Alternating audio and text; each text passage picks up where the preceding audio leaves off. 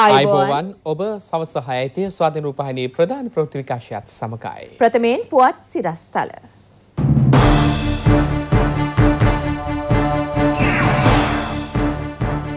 මාර්තු අප්‍රේල් මැයි බිල්වලට කරන්ට් නොවදින සහනයක්. ලංකාපුර ප්‍රාදේශීය ලේකම් කාර්යාලයේ PCR පරීක්ෂණයේදී කොරෝනා රෝගියෙක් හමු වෙයි. අංගොඩ ලොක්කාගේ කුඩු ඇද්ද මුහුදු උකුස්සෙක් පොලිස් දැලේ. කැලණියේ කුඩු පුරවරේ නැතිකොට ඓතිහාසික උරුමේ රකින්න පුරවරයක් ගොඩනගන බවට ජනපති සාතික වෙයි. ලෝකයට ණය වෙන හැටි පෙන්වන්න රනිල් සූදානමින්. තමන්ට පාඩුවේ ඉන්න දෙන්නයි හිරුනිකා රනිල්ගෙන් ඉල්ලයි.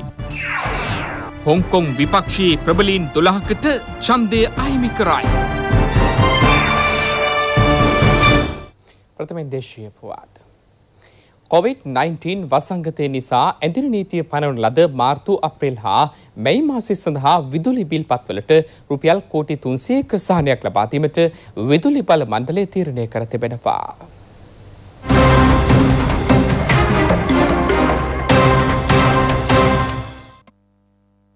සාමාන්‍යයෙන් අපිට එකක් නිෂ්පාදනය කරන්න යන මුදල රුපියල් 23ක් විතර එනවා. අපි සාමාන්‍යයෙන් විකුණන්නේ රුපියල් 16.50කට. ඉතින් එතකොට හැම වෙලේම රජයේ විදුලි බල මණ්ඩලයේ රජයේ ආයතනයක් හැටියට මහ ජනතාවට ලොකු සහනයක් දීලා දෙනවා. මේක හැබැයි සමහරව දැක්වුවා විදුලි බල මණ්ඩලය හිතාමතා කරපු වැරද්දක් හැටියට. එහෙම දෙයක් නෙවෙයි වුනේ. බිල හරියටම හරි එකම දේ පරිභෝජනය කර ප්‍රමාණය වැඩි වෙච්ච ඉඳා මිල වැඩි වීම. එතකොට රජය තීරණය කරා මේ වෙනුවෙන් යම් සහනයක් දෙන්න ඕන මහ ජනතාවට. මොකද පහුගිය කාලේ මහ ජනතාව ආදායම් මාර්ග නැතුව ඉතාමත් මේ අසීරු තත්ත්වයටපත් වෙලා හිටියේ. මේ අවුරුද්දේ පුරෝකථනය කරලා තිබ්බා අපේ අලාභය බිලියන 90කට. හැබැයි නව රජයේ ගත්ත යම් තීරණ සහ විදුලි පරිභෝජනයේ අඩුවීමත් එක්ක අපේ මේ වෙනකොට අපි පුරෝකථනය කරලා තියෙන මිදල වෙලා තියෙන්නේ බිලියන 63ක්. රජයේ තීරණය කරා මේකෙන් බිලියන 3ක විතර මුදලක් තව සහනයක් හැටියට මහ ජනතාවට දෙන්න.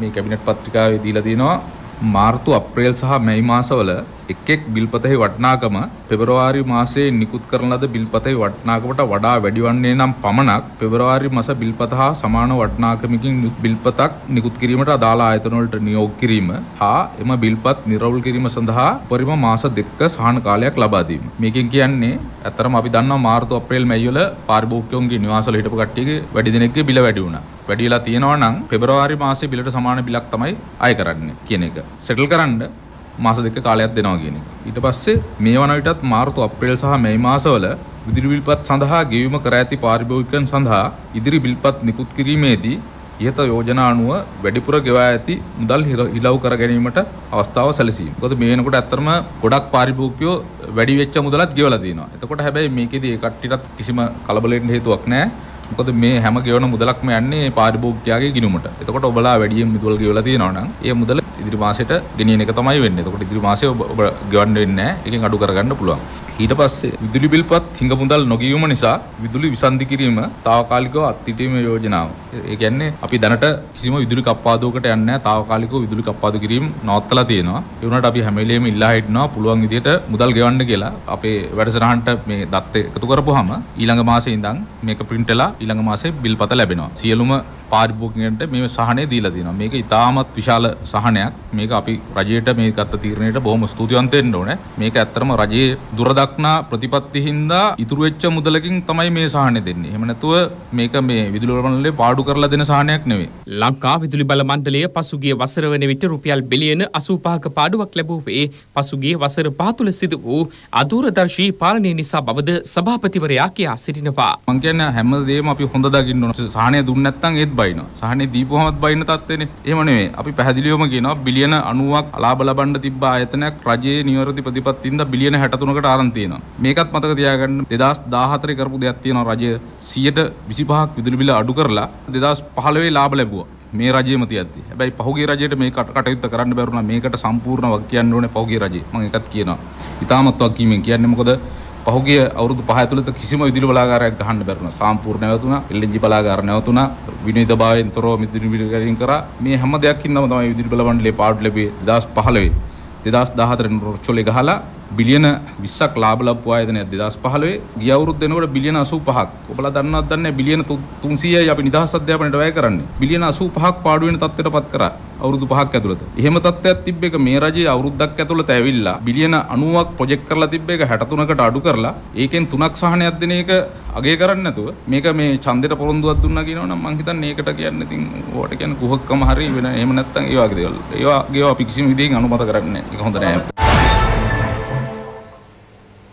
මත්කුඩු ප්‍රවාහනය කිරීම සඳහා පහසුවෙන් පුහුණු කළ හැකි මුහුදු කුසෙකු මියගොඩ හෙට්ටියාවත්ත ප්‍රදේශයෙන් අත්අඩංගුවට ගෙන තිබෙනවා.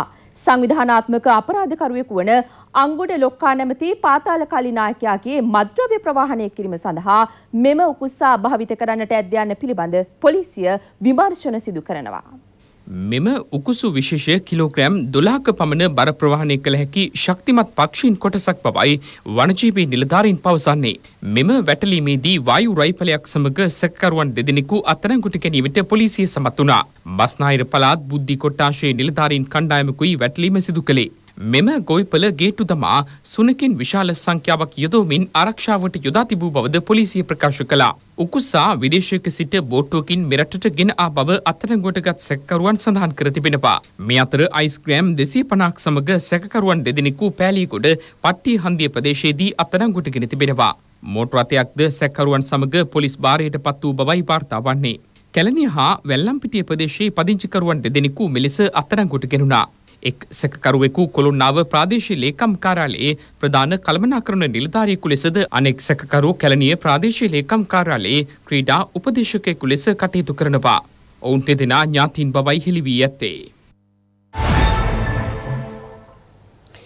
මත් උවතුර හා පාතාලයේ මැද ඓතිහාසික උරුමය සහ අභිමානය රැකෙන කැලණි පුරවරයක් ගොඩනගන බව ජනාධිපති ගෝඨාභය රාජපක්ෂ මැතිතුමා පවසනවා. ශ්‍රී ලංකා පොදුජන පෙරමුණෙන් මහමැතිවරණයට තරඟ වදින අපේක්ෂකින්ගේ ජය තහවුරු කිරීම සඳහා කැලණිය රජමහා විහාරස්ථානයේ ප්‍රධාන තොරණ ඉදිරිපිට පැවති ජනහමුවට සහභාගී වෙමින් ජනාධිපතිතුමා මේ බව කියා සිටියා. අපේක්ෂක නීතිඥ සිසිර ජයකොඩි මහතායි හමුව සංවිධානය කර තිබුණේ. ප්‍රදේශයේ සංවර්ධනය අරමුණු කරගත් දසවැදෑරුම් කැලණි ප්‍රකාශය සිසිර ජයකොඩි මහතා ජනාධිපතිතුමා වෙත පිළිගැන්වුවා. රැස්ව සිටි ජනතාව ඉදිරිපත් කළ ගැටලු කෙරෙහි අවධානය යොමු කළ ජනාධිපතිතුමා ඓතිහාසික කැලණියට හිමි ප්‍රෞಢත්වයේ සුරකින සංවර්ධන ක්‍රියාදාමයකට ශක්තිමත් පාර්ලිමේන්තු බලයක් ලබා දෙන ලෙස ජනතාවගෙන් ඉල්ලා සිටියා. මහාචාර්ය පූජ්‍ය කුඹුරුගමුවේ වජිර ස්වාමින් වහන්සේ ප්‍රමුඛ මහා සංඝරත්නය දිනේෂ් ගුණවර්ධන ප්‍රසන්න රණතුංග යන අමාත්‍යවරුන් සහ අපේක්ෂක ප්‍රසන්න රණවීර නීතිඥ වෛද්‍ය සීතා අනුබපොල යන මහත්ම මහත්මින්ද මෙම අවස්ථාවට එක්ව සිටියා.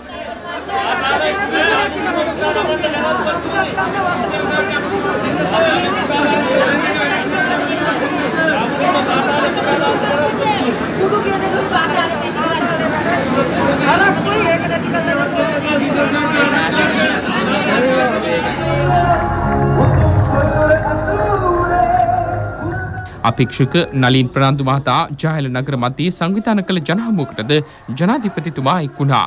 ගම්පහ දිස්ත්‍රික්කයේ සියලු ඇල මාර්ග ප්‍රතිසංස්කරණය කර ජයල නගරයේ සංවර්ධනයට පියවර ගන්නා බවයි ජනාධිපතිතුමා මෙහිදී කියා සිටියේ. අධිකාරී ජනාධිපතිතුමාට මාතෘභූමියට හන්නේ මධ්‍යස්ථාන බවට පත් කරන්නේ වැඩි පිළිවෙල සඳහාගෙන අපිට පුළුවන් වටිනා අපේක්ෂක ලලන්ත ගුණසේකර මහතා කටාන ආණ්ඩි අම්බලම ප්‍රදේශයේ සංවිධාන කළ ජනහමුවකටද ජනාධිපතිතුමා එක් වුණා.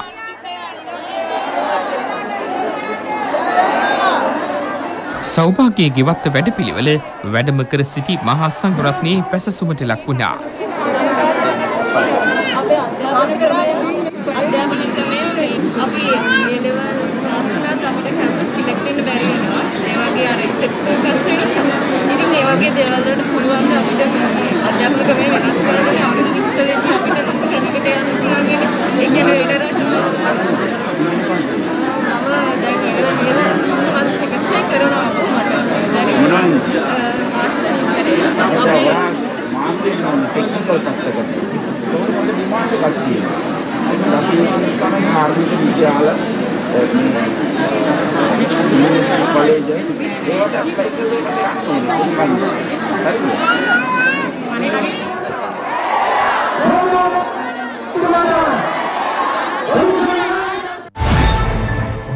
වගකීමකින් සහ සැලැස්මකින් තොරව අමාත්‍යාංශයක මුදල් වියදම් කරන පිරිස් බලයට පැමිණියහොත් රටේ මුදල් වලට වන දේ අමුතුවෙන් කිව යුතු නැති බව ශ්‍රී ලංකා පොදු ජන පෙරමුණේ නායක අග්‍රාමාත්‍ය මහින්ද රාජපක්ෂ මහතා පවසනවා. මධ්‍යම සංස්කෘතික අරමුදලේ කාර්යයන් විමර්ශනය කිරීම සඳහා පත් කළ කමිටුවේ වාර්තාව මගින් හෙළි වූ මූල්‍ය වංචා සම්බන්ධ තොරතුරු අනාවරණය කරමින් අග්‍රාමාත්‍යවරයා මේ බව සඳහන් කළේ නාවලපිටියේ පැවති ජනහමුවකදී. එක්සත් ජාතික පක්ෂය දෙකට කැඩී ඇති බැවින් මෙවර මහමැතිවරණය ඒකපාර්ශ්වික මැතිවරණයක් බවට පත්ව ඇති බවද අග්‍රාමාත්‍යවරයා පෙන්වා දුන්නා. තමුන්නාන්සේලා දන්නවා එක්සත් ජාතික පක්ෂයත් දෙකට කැඩිලා. මන්ත්‍රීවරු 11ක් එදා ජනාධිපතිවරයාත් එක්ක එක්කා වුණා. ප්‍රාදේශීය සභාවල ඒ වගේම ක්‍රියාකාරී සමාජිකයෝ තරුණ තරුණියෝ විශාල වශයෙන් අද එක්සත් ජාතික පක්ෂය කඩාගෙන එනවා. මම ඇහුවා ඇයි මොකටද දෙන්නේ කියලා.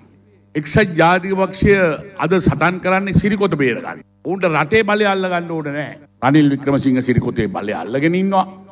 එයාව පන්නා දාන්න දැන් අනිත් අය සූදානම්.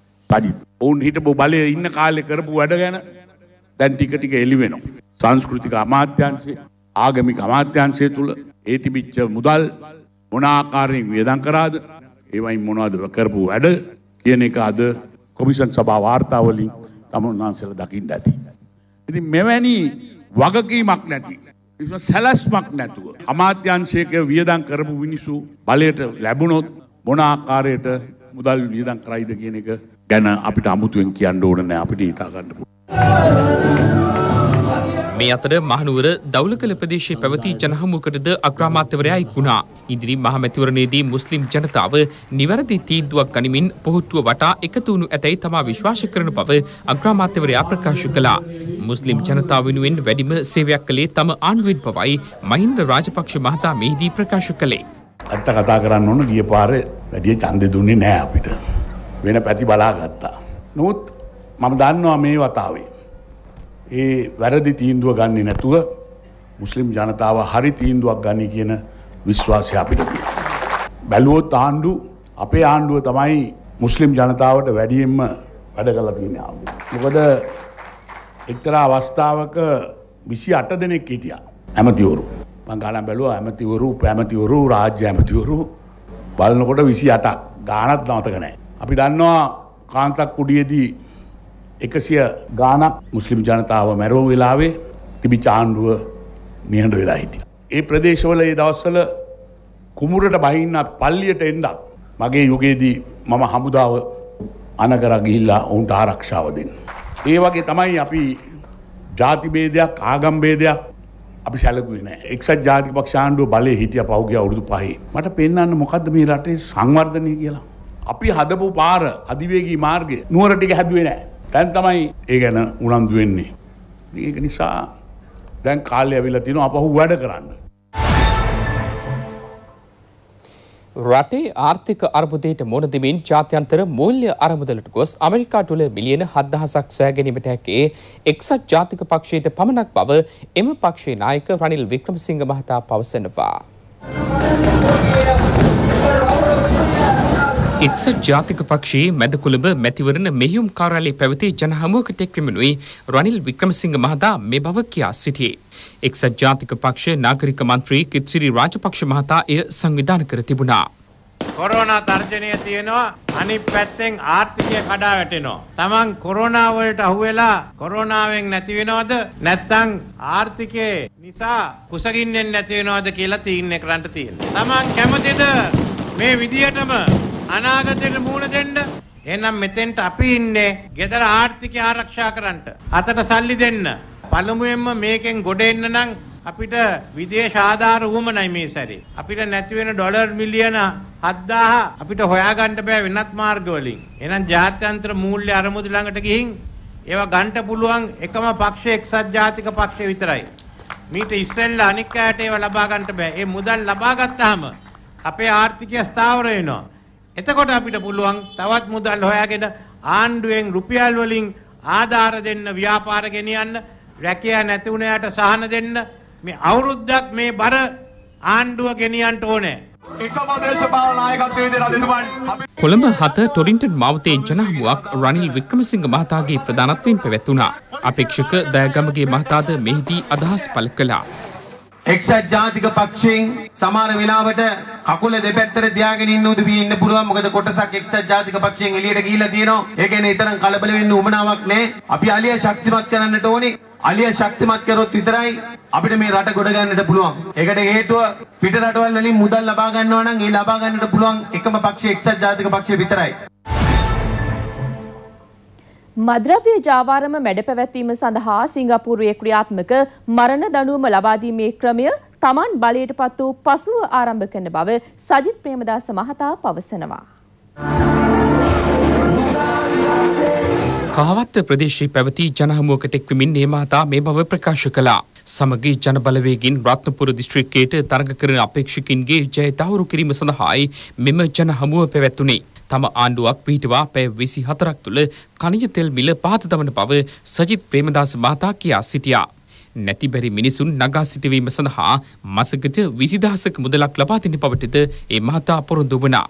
මද්‍රව්‍ය ජාවාරමට අපි සිංගප්පූරුවේ නීති ටික ගේනවා. කරලා ලැබුණොත් මොකද වෙන්නේ? මරණීය දඬ. මෙහෙමයි. පොඩ්ඩක් ප්‍රශ්න කරලා බලන්න මොකද සිංගප්පූරුවේ මද්‍රව්‍ය ව්‍යාපාරය කෙරෙන්නේ නැත්තේ? මම තවුන්නාසයට කියන්න කැමති මම කිසිම බියකින් සැකයකින් නෙමෙයි මම මේක කියන්නේ. අනිවාර්යෙන්ම මද්‍රව්‍ය ජාවාරම් කරුවන්ට මරණ දඬුවම ලබා දෙන්නට ඕන වෙන මොනවත් නිසා නෙවෙයි. ජීවිතාන්තය දක්වා දඬුවම දීලා අතුරට ගියන් පස්සේ එළියේ හිටියනත් වැඩිය ඇතුළේ ඉඳගෙන හොදට ව්‍යාපාරය කරනවා. අපේක්ෂිකා තලතාතු කුරුල මහත්මියද මෙහිදී අදහස් දැක්වුවා. නිමිති කළ අලි ගොඩයි. කොහේ හිටපු අයද මන් දන්නේ. ඔය අලිය රැකිලා තියෙන්නේ සජිත් මහත්තයා නිසා. මතක තියාගන්න අපි දිනවපු මෛත්‍රීපාල සිරිසේන මහත්තයා සජිත් මහත්තයාට දෙතුන් පාරක් අගමැතිකම දෙන්න හැදුවා. දීලා අපේ එක්සත් ජාතික පක්ෂය දිය කරලා අරින්න හැදුවා. තනතුරු වලට කෑදර කමේ වරප්‍රසාද වලට කෑදර කමේ නෙමෙයි. සජිත් මහත්තයා ඉවසපු නිසා අද මුන් දෙල්ලෙන්න අලියාගේ නැට්ටම් කරි ඉතුරු වෙලා තියනවා කියන එක අපි මතක් කරගන්න ඕනේ. වසර 72ක් රට පාලනය කළ දේශපාලන පක්ෂ සිදු කර ඇත්තේ රට විනාශ කිරීම පමණක් බව ජාතික ජනබලවේගී නායක අනුරු කුමාර දිසානායක මහතා පවසනවා. දෙහිවල ප්‍රදේශයේ පැවති ජනහමුවකට එක්වමින් අනුරු කුමාර දිසානායක මහතා මේ බව කියා සිටියා. ජාතික ජනබලවේගයේ කොළඹ දිස්ත්‍රික් අපේක්ෂකින්ගේ ජය තහවුරු කිරීම සඳහායි මෙම ජනහමුව පැවැත්වුණේ. ජාතික ජනබලවේගයේ ක්‍රියාකාරීන් ඇතුළු පිරිසක් ජනහමුවට එක්ව සිටියා. අපි දන්නවා දැන් වසර 72ක් මේ ආණ්ඩු දෙක අපේ රට පාලනය කරලා තිබෙනවා. ආණ්ඩු 15. හැබැයි අපි ආපහු කරලා බැලුවොත් රටකට විය හැකි සියලුම පන්නේ විනාශයන්ට අපේ රට මෙව පාලකයන් විසින් පත් කළ ඉවරයි. කාට හරි මෙතන නැගිටලා කියන්න පුළුවන් සහෝදරයන් මෙන්න මේ ශේෂ්ත්‍රයෙන් අපේ රට ඉස්සරහට ගිහින් තිබෙනවා. මෙන්න මේ පැත්තෙන් අපේ රට ජයග්‍රහණය කරනවා කියලා එක පැත්තක් කියනවා. සියලු පැතිවලින් අසාර්ථක බවට පත් වෙනවා. තේරුම් ගන්න මේ පාලකයන් කවුද? ඒගොල්ලෝ කිසි ජාතියකට ආදරේ නෙවෙයි. ඒගොල්ලෝ ආදරේ බලයට.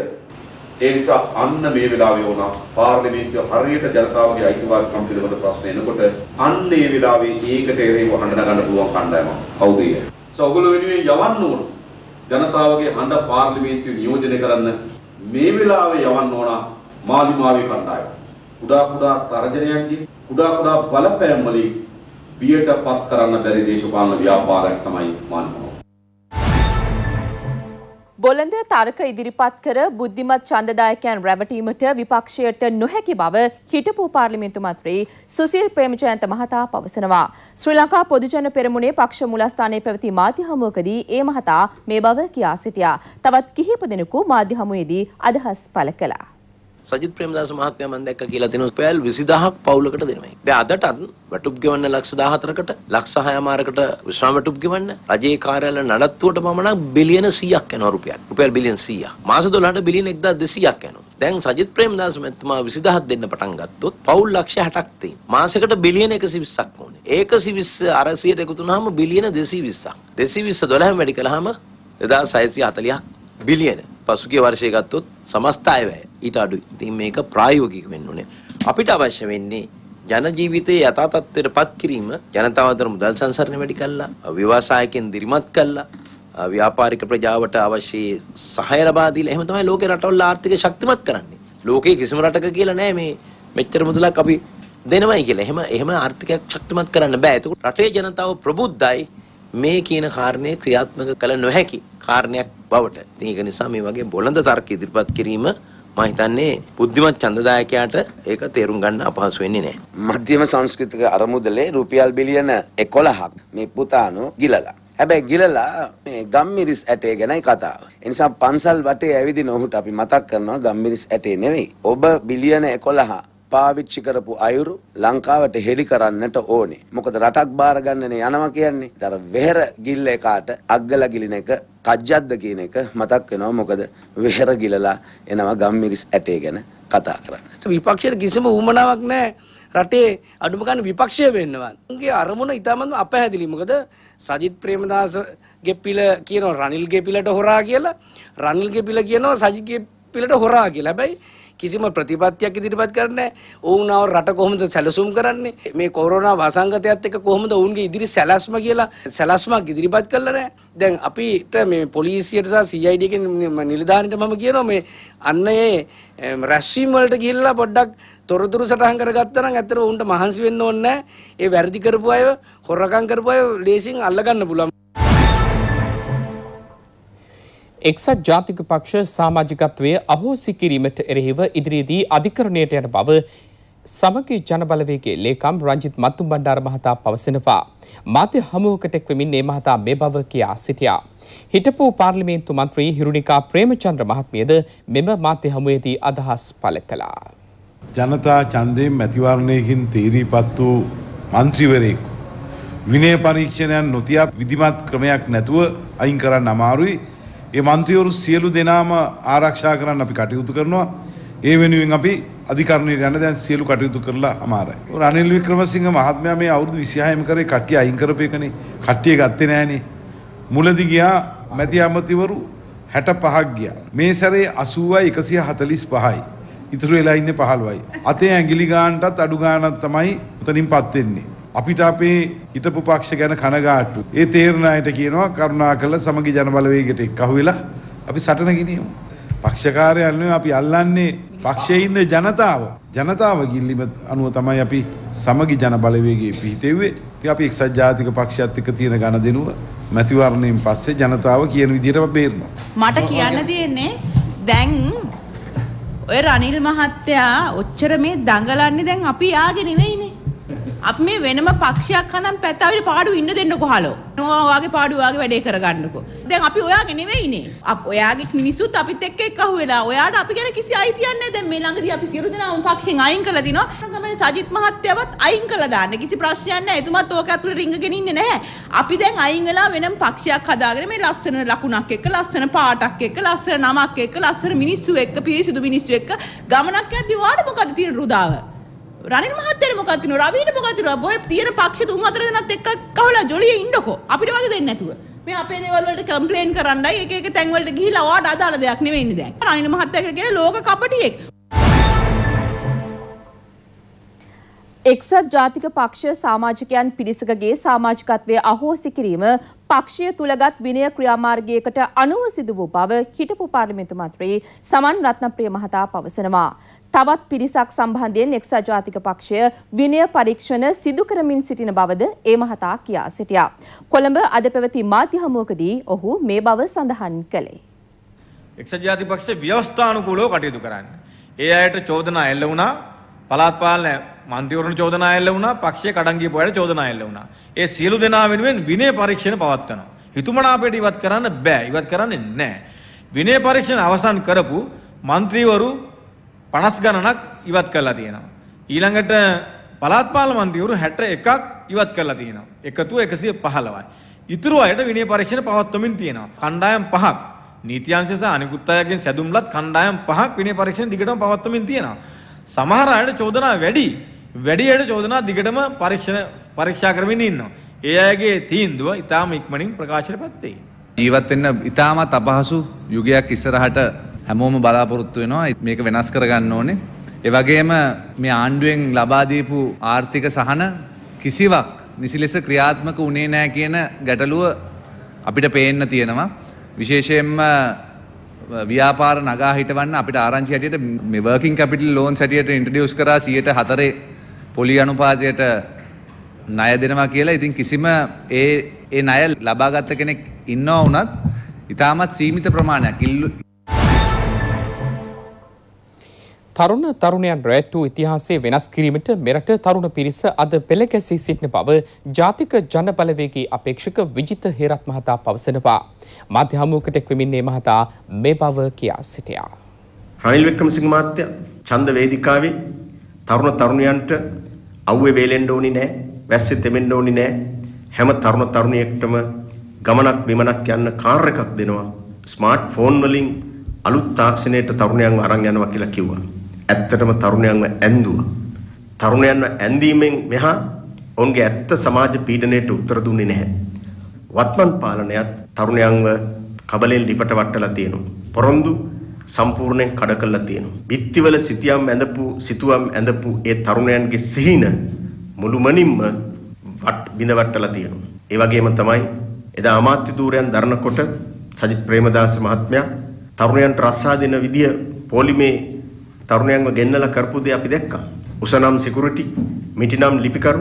ඒක තමයි සජිත් ප්‍රේමදාස එදා තරුණයන්ට සලකපු විදිය.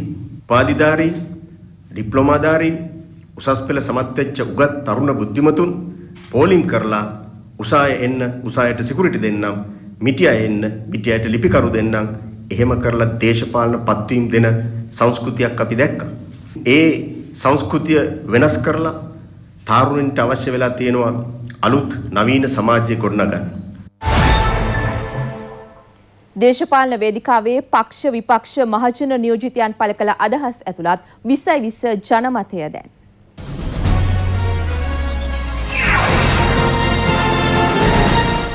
දැන් රනිල් වික්‍රමසිංහ මහත්තයා මේ මැතිවරණයේදී සජිත්ගේ ශක්තිය අඩපණ කරන්න තමයි මේ മന്ത്രിවරුන්ගේ සමාජිකත්වයේ තහනම් කරලා ඔවුන්ව පක්ෂයෙන් නිර්වන්න යන්නේ. ඉතින් මේක මේ වෙලාවේ කළ යුතු දෙයක් නෙවෙයි. අපිට තියෙන ගැටලුව දැන් වෙනම පක්ෂකනුත් තරඟ කරලා එක්සත් ජාතික පක්ෂයෙන් අයින් කරා නම් ඔවුන් ඒක වීරත්වයක් හැටියට සලකන්නේ නැතුව ඇයි මේ එක්සත් ජාතික පක්ෂයේ පස්සේ තාම හඬා වැළපෙමින් යන්නේ? එක්සත් ජාතික පක්ෂ ව්‍යවස්ථාව උල්ලංඝනය කරන්න ප්‍රේමදාස මැතිතුමාගේ පුතා නෙවෙයි ඩී.එස්. සේනානායක මැතිතුමාගේ පරම්පරාවටවත් බෑ. අධිකරණ තීන්දුව අනුව ඔය සජිත් ජලනි බලවේගයේ කිසිම කෙනෙකුට එක්සත් ජාතික පක්ෂේ නමවත් ලකුණවත් භාවිතා කරන්න බෑ. ඒගොල්ලෝ එක්සත් ජාතික පක්ෂයේ සමාජිකයෝ නෙවෙයි. ඔය ලැයිස්තුව අපි මුල සිට අග සිට මුලට කීප වරක්ම පරීක්ෂා කරා. හැබැයි ඒකේ සජිත් ප්‍රේමදාස මැතිතුමාගේ නම නෑ. මොකද්ද ඕරේ? ඇත්ත කතන්දරේ ඇත්තෙන්ම මේ දෙපාර්ශ්වය අතර කිසිම බෙදීමක් නැහැ. රනිල් වික්‍රමසිංහ මැතිතුමා පිළිබඳ කලකිරීම තියෙන අයගේ ඡන්ද ටික සජිත් ප්‍රේමදාස මැතිතුමා ගාවටත් සජිත් ප්‍රේමදාස මැතිතුමාගේ විකට රංගනයෙන් කලකිරුණු එක්සත් ජාතික පාක්ෂිකයාගේ ඡන්ද ටික රනිල් වික්‍රමසිංහ මැතිතුමා ගාවටත් එකතු කර මැතිවරණයෙන් පස්සේ දෙපාර්ශ්වය එකතු වීමේ කුමන්ත්‍රණයක යටි අරමුණක වැඩපිළිවෙලකයි ඔවුන් යෙදිලා ඉන්නේ. එක්සත් ජාතික පක්ෂ නම් අලිය ලාංජනේ ඉන්න ඕන. ඉතින් අලිය ලාංජනේ නැත්තම් ඒක කරන්න දෙයක් නැහැ. විනයානුකූලව පියවර ගන්න ඕන. අපිට තව ඕන තරම් කට්ටිය ඉන්න ඇතුළට ගන්න.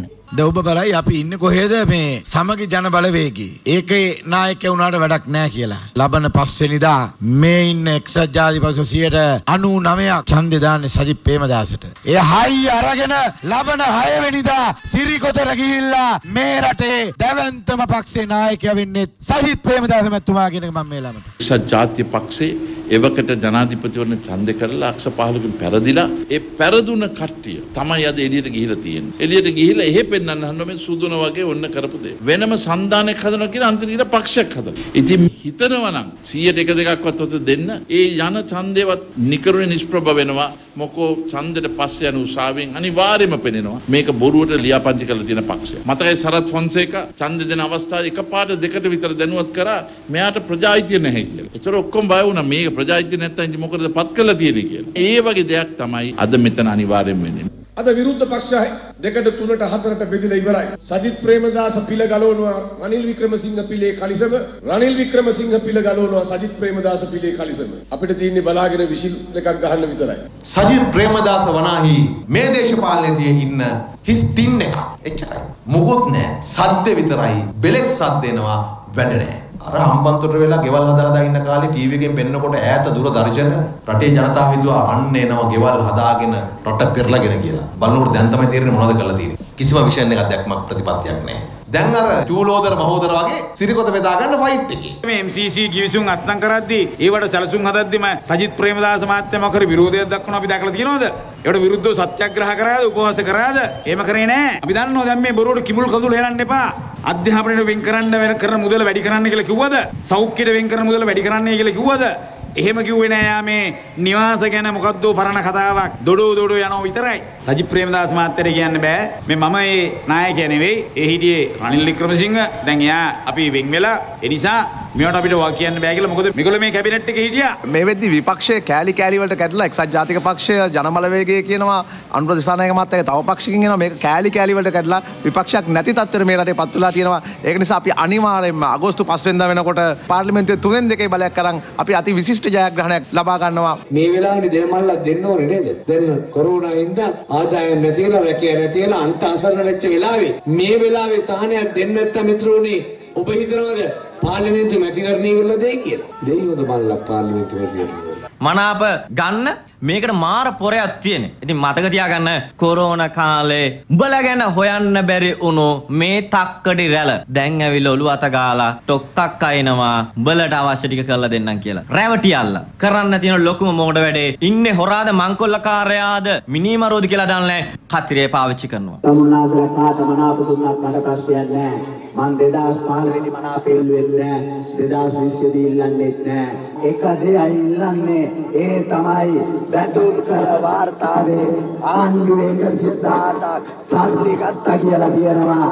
අන්නේ බැඳුම් කර වාර්තාවට අනුව සල්ලි ගත්ත එකෙක්වත් නැවත පාර්ලිමේන්තුවට එන්න ඡන්දෙ දෙන්න බෑ කියලා විතරයි ඉල්ලා සිටින්නේ කියලා මම තමුන්නාන්සලාට කියනවා. දැන් අරගොල්ලෝ කලකිරිලා. ඒක ටෙලිෆෝන් එකේ යටත් තියෙනවා. අලියගේ පැත්තේ යටත් තියෙනවා. මොකද්ද? මේ පාර ආණ්ඩුව නම් හදාගන්න බෑ. එහෙනම් ඒකේ අනිත් පැත්ත කියන්නේ මොකද්ද? ගෝඨාභයලා ආණ්ඩුවක් හදනවා. දැන් අපිට නම් මෙතනින් മന്ത്രിකම් දෙකක් ගත්තම අපි දිනුම්. හැබැයි එක්සත් ජාතික පාක්ෂිකයන්ට එහෙම දිනන්න බෑ. ආණ්ඩුවක් හැදුවොත් තමයි එයා දිනුම් කියලා යාට ඉතින්. යලිත් ප්‍රවෘත්ති. ළඟ එන පාර්ලිමේන්තු මහ මැතිවරණ නිසා මුළු රටම උණුසුම් වෙලා. මේ අතරේ ශ්‍රී ලංකාවේ පාර්ලිමේන්තු මහ මැතිවරණ ඉතිහාසයේ වගතුග රෝඩ් ටු පාර්ලිමේන්තු විශේෂාංගයෙන් අපි ඔබට කියනවා. 1960 වසරේ පැවැත් වූ ශ්‍රී ලංකාවේ 5 වන පාර්ලිමේන්තු මැතිවරණයේ තොරතුරු දැන්. සිව්වන පාර්ලිමේන්තුවේ ප්‍රථම රැස්වීම 1960 මාර්තු මස 30 වනදා පැවැත්වුණා. 1960 අප්‍රේල් මස 22 වනදා ආණ්ඩුව වෙනුවෙන් ඉදිරිපත් වූ රාජාසන කතාව පරාජයට පත්වීම නිසා ඊට පසු දින එනම් 1960 අප්‍රේල් මස 23 වනදා මධ්‍යහන 12ට පාර්ලිමේන්තුව විසිරුවා හැරීම සඳහා අග්‍රාණ්ඩුකාරවරයා විසින් සිදු කළ නියෝගය මගින් මහා මැතිවරණයට නාම යෝජනා බාර ගැනීමට 1960 මැයි මස 20 වනදා නියම කෙරුණා. පාර්ලිමේන්තු මැතිවරණය පැවැත්වීමට 1960 ජූලි මස 20 වන දිනය යොදාගත්තා. මහා මැතිවරණයෙන් පසු අභිනව පාර්ලිමේන්තුවේ ප්‍රථම රැස්වීම කැඳවීමට නියමිත වී තිබුණේ 1960 අගෝස්තු මස 5 වනදායි. මෙම පාර්ලිමේන්තු මහා මැතිවරණය පාර්ලිමේන්තු මැතිවරණ කොමසාරිස් AF ඩයස් අබේසිංහ මහතා විසින් පැවැත්වීමට අවශ්‍ය කටයුතු සිදු කළා. මෙම පාර්ලිමේන්තු මැතිවරණය පැවැත්වීමට අදාළ නීතිමය විධිවිධාන ඇතුළත් වූ 1946 ලංකා පාර්ලිමේන්තු මැතිවරණ ආඥාපනත පසුගිය 1960 මාර්තු මහ මැතිවරණය පැවැත් වූ අවස්ථාවේ බලපවත්වන ලද ආකාරයටම සංශෝධන සහිතව පැවැත්වුණා. పూర్ව පාර්ලිමේන්තු මහ මැතිවරණය සමග සැසඳීමේදී ස්වාධීන අපේක්ෂක සංඛ්‍යාව 168 සිට මෙවර 49 දක්වා අඩුවීම කැපී පෙනෙන කාරණයක් වුණා. මැතිවරණ කොට්ටාස 144ක ප්‍රතිඵල ජූලි මාස 21 වනදා අලුයම් කාලය වන විට ප්‍රකාශයට පත් කෙරුණා. මෙම මහ මැතිවරණයට තරඟ කළ අපේක්ෂකයන්ගෙන් මැද කොළඹ ආසනය වෙනුවෙන් පීටර් කෙනමන් මහතා තරුව ලකුණෙන් තරඟ කළා. එම ආසනයෙන්ම ආර් ප්‍රේමදාස මහතා අලියා ලකුණෙන් තරඟ කළා. ජේ.ආර්. ජයවර්ධන මහතා පුටුව ලකුණින් තරඟ කළේ දකුණු කොළඹ ආසනය වෙනුවෙන්. කටාන ආසනය වෙනුවෙන් අලියා ලකුණින් විජේපාල මෙන්ඩිස් මහතා තරඟ වැදුනා. ලක්ෂ්මන් ජයකොඩි මහතා දිවුලපිටිය ආසනය නියෝජනය කරමින් අත ලකුණින් ඉදිරිපත් වුණා. Stanley Tilakaratne මහතාත් AJ. නීතපාල මහතාත් කෝට්ටේ ආසනයෙන් ඉදිරිපත් වුණා. පිළිවෙලින් ඔවුන්ගේ ඡන්ද ලකුණු වුණේ තරුව සහ අලියායි. දේවල ගල්කිස්ස ඡන්ද කොට්ටාසය නියෝජනය කරමින් කොල්වින් ආර්.ද සිල්වා මහතා යතුරු ලකුණින් තරඟ වැදුණු අතර එම ආසනයටම එස්.එස්. ජයසිංහ මහතා අලියා ලකුණින් තරඟ කළා. සෝමවීර චන්ද්‍රසිරි මහතා අත ලකුණින් කැස්බෑව ආසනය නියෝජනය කළා. උඩුනුවර ආසනය නියෝජනය කරමින් ඩී.බී. විජේතුංග මහතා අලියා ලකුණින් ඉදිරිපත් වුණා. ඩී.බී. ඉලංගරත්න මහතා හේවාහෙට ආසනය නියෝජනය කරමින් අත ලකුණින් මැතිවරණයට ඉදිරිපත් වුණා. විජයානන්ද දානායක මහතා ඉදිරිපත් වුණේ කුඩේ ලකුණින් ඒ ගාල්ල ආසනයටයි. එස්.ඒ. වික්‍රමසිංහ මහතා තරුව ලකුණින් අකුරැස්ස ආසනය නියෝජනය කළා. බෙලියත්ත ආසනය වෙනුවෙන් ඩී.ඒ. රාජපක්ෂ මහතා තරඟ වැදුනේ අත ලකුණින්. මෛත්‍රීපාල සේනානායක මහතා පෙර පරිදිම මැදවච්චිය ආසනය නියෝජනය කරමින් අත ලකුණින් තරඟ කළා. අලියා ලකුණින් දැදිගම ආසනය නියෝජනය කරමින් ඩඩ්ලි සේනානායක මහතා මැතිවරණයට ඉදිරිපත් වුණා. ඇන්.එම්. පෙරේරා මහතා යතුරු ලකුණින් ඉදිරිපත් වුණේ යටියන්තොට ආසනයටයි. සිරිල් මැතිව් මහතා අලියා ලකුණින් කොළොන්න මැතිවරණ කොට්ටාසය නියෝජනය කළා. ඡන්ද ප්‍රතිඵල දෙස බලන විට මෙවර අත ලකුණින් තරඟ කළ ශ්‍රී ලංකා නිදහස් පක්ෂය ආසන 75ක් ලබා ගත්තා. අලියා ලකුණින් තරඟ කළ එක්සත් ජාතික පක්ෂය මෙවර ලබා ගත්තේ ආසන 30ක් පමණයි. මීළඟ පාර්ලිමේන්තු මැතිවරණය වූ 6 වෙනි පාර්ලිමේන්තු මැතිවරණයේ තොරතුරු අද රාත්‍රී 9:30 ප්‍රධාන ප්‍රවෘත්ති විකාශයෙන් ඔබ වෙත ගෙනීමට අප සූදානම්.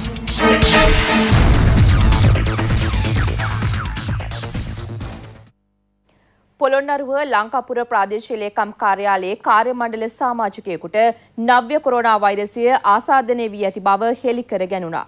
මේ අනුව මෙරටින් හමු වූ සමස්ත කොරෝනා රෝගීන්ගේ සංඛ්‍යාව 2811 දක්වා ඉහළ ගියා.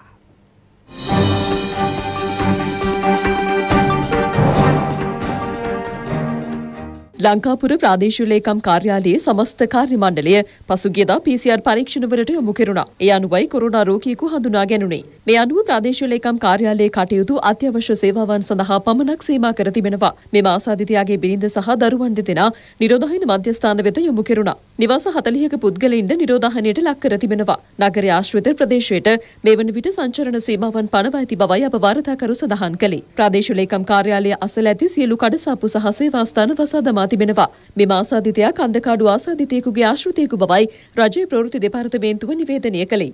මේ අනුව මෙරටින් හමු වූ කොරෝනා රෝගීන්ගේ සංඛ්‍යාව 2811ක් වනවා. රෝගීන් 467 දෙනෙකු තවදුරටත් ප්‍රතිකාර ලබනවා. 16 දෙනෙකු සුවය ලබා රෝහල් වලින් පිට යාමත් සමග සුව වූ සමස්ත සංඛ්‍යාව 2333ක්. වෛද්‍ය අධීක්ෂණය යටතේ 86 දෙනෙකු පසුවනවා. සමාජයෙන් කොරෝනා රෝගීන් හමුවීම වැළැක්වීම සඳහා අහඹු ලෙස සිදු කරන PCR පරීක්ෂණ ලබන මාස පළමු වනදා සිට වැඩි කිරීමට අවශ්‍ය පියවර ගන්නා බව වසංගත රෝග විද්‍යාංශයේ අධ්‍යක්ෂ විශේෂඥ වෛද්‍ය සුදත් සමරවීර මහතා පවසනවා. එමෙන්ම ඉදිරියේදී විදේශයන්හි සිට මෙරටට පැමිණෙන ශ්‍රී ලාංකිකයන්ගේ PCR පරීක්ෂණ ගුවන්තොටුපළේදීම සිදු කර පැය කිහිපයක් තුළ ප්‍රතිඵල ලබා දීමේ හැකියාවද පවතින බවයි ඒ මහතා කියා සිටියේ. මේ අතර යම්කිසි විදියකින් අපිට මගහැරිච්ච රෝගියෙක් ඉන්නවද කියලා හඳුනා ගැනීම සඳහා දිගින් දිගටම අපි සමාජය තුළ PCR පරීක්ෂණ කරනවා. ඒ අනුව සෑම සෞඛ්‍ය වෛද්‍ය නිලධාරී කොට්ටාශයක්ම මාසයක් තුළදී ආවරණය වෙන ආකාරයට අහඹු නියති ලබා ගැනීම අපි දිගින් දිගටම සිදු කරනවා. සමාජය තුළ මේ වන විට 40000කට අධික ප්‍රමාණයක් අපි PCR පරීක්ෂණ කරලා තියෙනවා. නමුත් ඉදිරි මාසයේ සිට විශාල වශයෙන් ව්‍යාප්තව අපි සිදු කිරීම ආරම්භ කරනවා. එතකොට ඒ හැම සෞඛ්‍ය වෛද්‍ය නිලධාරී කොට්ටාශයකම තියෙන වැඩි අවදානම් කණ්ඩායම් සහ වඩාත් මේ COVID-19 රෝගීන් බලාපොරොත්තු විය හැකි ස්ථාන හඳුනාගෙන ඒ ස්ථානවල මේ PCR පරීක්ෂණ කරනවා. ඒ තුලින් සෑම මාසයකම මුළු රටේම සෑම සෞඛ්‍ය වෛද්‍ය නිලධාරී කොට්ටාශයක්ම ආවරණය වෙන විදිහට PCR පරීක්ෂණ සිදු කරනවා. මේ අතර නව්‍ය කොරෝනා වසංගතය හමු වේ ජාතික බෝවුන රෝග විද්‍යායතනයෙන් රෝගීන් 1500කට පමණ ප්‍රතිකාර ලබා දුන් බව එම රෝහලේ අධ්‍යක්ෂ වෛද්‍ය හසිතාත්ත නායක මහතා පවසනවා. බ්‍රිතාන්‍යයේ වෙසෙන ශ්‍රී ලාංකිකයින් පිරිසක් රෝහලට අවශ්‍ය උපකරණ තොගයක් පරිත්‍යාග කිරීමේ අවස්ථාවට එක් වෙමින් රෝහල් අධ්‍යක්ෂවරයා මේ බව කියා සිටියා.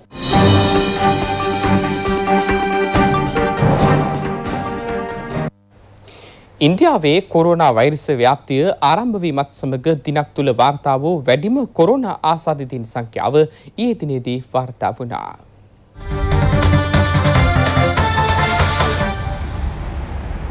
ඊයේ දිනේදී ඉන්දියාවෙන් වාර්තා වූ කොරෝනා ආසාදිතයින් සංඛ්‍යාව 52153ක්. පුද්ගලයන් 775ක් ජීවිතක්ෂයට පත්ව තිබෙනවා. ඉන්දියාවේ සමස්ත සුවය ලැබූ සංඛ්‍යාව ලක්ෂ 10 ඉක්මවා ඇති බව සඳහන්. මේ අතර මුම්බායි නගරයේ පැල්පත් වාසීන්ගේ 57%කට කොරෝනා වෛරසය ආසාදනය වී ඇති බව මුම්බයි සෞඛ්‍ය අංශ නිවේදනය කරනවා. ඒ හේතුවෙන් නව ආසාදිත පොකුරු ඇතිවිය හැකි බවටයි ඔවුන් අනතුරු අඟවන්නේ.